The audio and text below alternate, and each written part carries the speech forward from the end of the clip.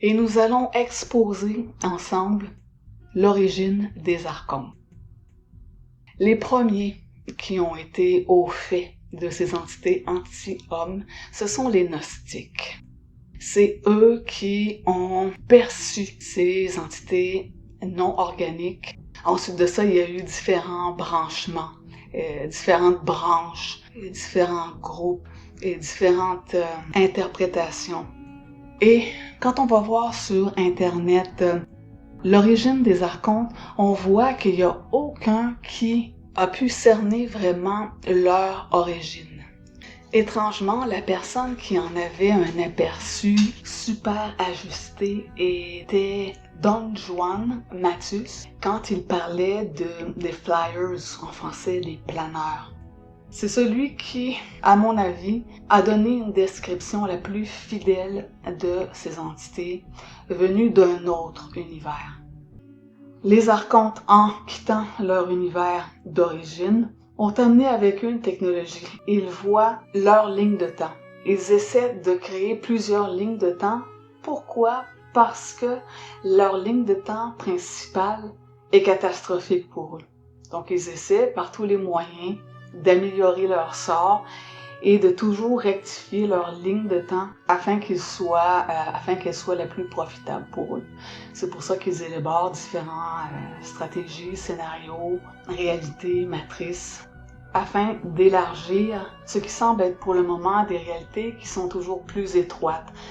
Et ils sont, eux, très à l'étroit, mais avec leur technologie, essaient d'acheter du temps, donc du transport. Et c'est pour ça que les créatures humaines sont si importantes à leurs yeux. Si importantes à leurs yeux et si maltraitées. C'est quand même bizarre. Et quand on étudie de plus près ces créatures, on s'aperçoit qu'il y a une certaine jalousie parce que nous avons en nous le pouvoir créateur, le fameux Liminus Epinoia, que eux n'ont pas.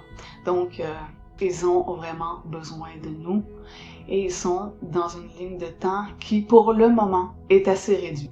Comparativement à nous qui avons des possibilités quantiques vraiment presque à l'infini, je dirais, puisque plus on est créateur, plus on ouvre des pans et des opportunités.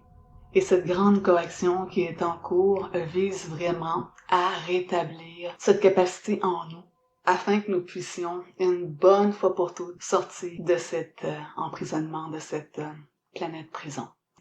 Je voudrais juste vous donner un petit tuyau, une petite clé supplémentaire pour vous aider à contrer le parasitage et les magnitudes qui vous sont envoyées.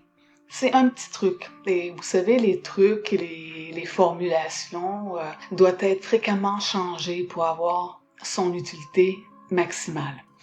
Donc, si à un moment donné, vous vous sentez submergé par les pensées, il y a une chose que vous pouvez faire. Vous pouvez aller à l'intérieur de vous et dire aux entités, parce qu'il faut que vous pratiquiez à renvoyer la balle, il faut que vous pratiquiez à parler à ces entités-là. Ce n'est pas vous qui passez. Mais quelquefois, vous vous laissez emporter et vous oubliez ce détail important. Donc, dire à l'entité qui vous balance plein de pensées, lui dire, OK, ça va être quoi la prochaine pensée? Et là, vous attendez. Vous allez voir, faites-le. Vous allez voir, il va y avoir comme un moment de silence. Et ensuite, peut-être que l'entité va avoir le culot de vous balancer une autre pensée. Faites la même technique. Dites à l'entité, OK, intéressant. Ça va être quoi maintenant la prochaine pensée? Attendez.